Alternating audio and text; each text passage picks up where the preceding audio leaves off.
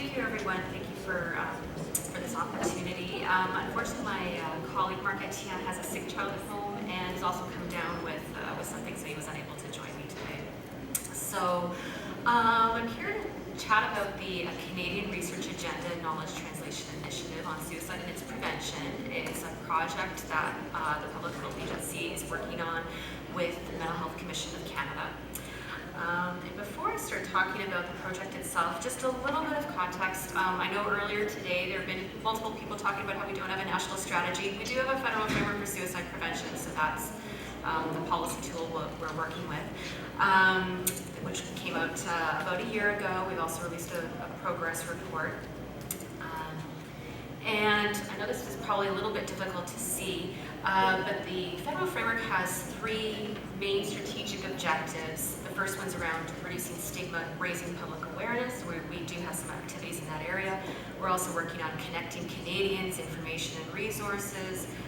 One of the activities we're working on there that we point to is we're supporting work to develop a crisis service that links distress lines across Canada, so we're supporting that, providing some financial support for that work. What I'm here to talk about today is some of the work that we're doing on a shared research agenda under accelerating the use of research and innovation in suicide prevention. So the need for this work emerged back when we were engaging with a variety of stakeholders back when we were developing the federal framework for suicide prevention. What we heard at the time was that there's a lot of research underway in Canada, but it can be fragmented, not always coordinated or systematic, resulting in some gaps in our knowledge. The other point that we heard a lot from those working in suicide prevention in service delivery is that the knowledge itself doesn't always make it to service providers. It takes years to disseminate. And even when evidence does exist in practice, it's difficult to scale up. So that knowledge of that already works may not be being shared across communities in Canada. The other piece that we did hear at the time was that all too often evidence hasn't been informed by the experience of those with lived experience. I'll just go back one as well. So one of the, in leading to this project, we looked to the work that was undertaken in other countries. So the US, through their Action Alliance, which Heather mentioned in her presentation, undertook a research priority setting agenda process. Australia did something similar. If you look at the WHO report on preventing suicide, they recommend that countries take this work on as well.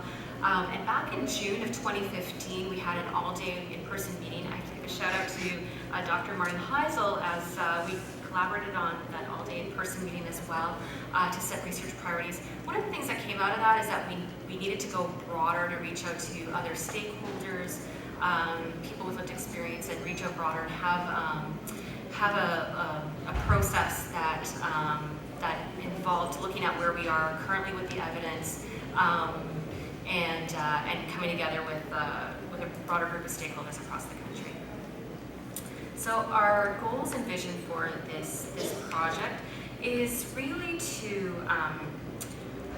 ensure that we have a better sense of, again, where are the gaps in our knowledge so that we can focus on addressing those gaps. Where are there gaps in our knowledge translation? So where there is the knowledge available but hasn't been brought to communities, and how can we sustain the strengths that are out there? So how do we share lessons learned from different communities and share that more broadly? So we've undertaken a few different activities. We've set up an advisory committee that's met a couple of times so far. This is comprised of researchers with diverse perspectives, survivors of suicide loss, survivors of suicide attempt, some representatives from national professional organizations, as well as a representative from CIHR. There's a literature review underway right now through the Quebec Network on Suicide, Mood Disorders, and Related Disorders. So this is to provide us with a better sense of what is our current state of knowledge, what is our basis. And that should be finalized it says here fall 2018, but it's actually this fall, so that should be finalized shortly. And stakeholder engagement. So we're planning 3 in-person stakeholder engagement sessions at different Canadian cities, and this is going to be complemented by participants participating via webinar, as well as a national online survey that will be taking place early next year.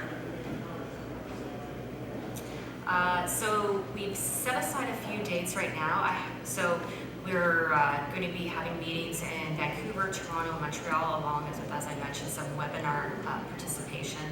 One of the things that I would like to highlight is we've had a number of discussions as well as how we're going to engage with Indigenous organizations and Indigenous communities in this. So what we started doing is we've reached out to some of the national Indigenous organizations to look at working on separate processes that would better speak to the needs of different populations. So for example, with respect to the AFN, we've started to connect with the Mental Wellness Committee of the AFN, and they have recently, or over the last couple of years, released the Mental Wellness Continuum Framework.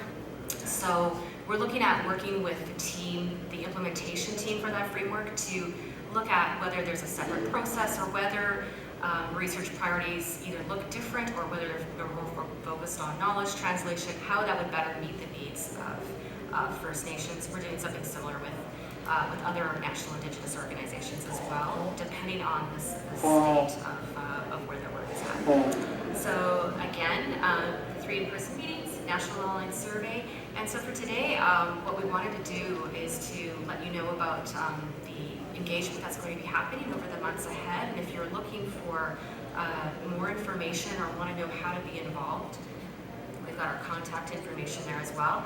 I'm happy to answer any questions, or if you can let us know about how to best engage. We're at the state right now where we're still able to adapt our stakeholder engagement approach to better ensure that different voices and perspectives are included as part of this process.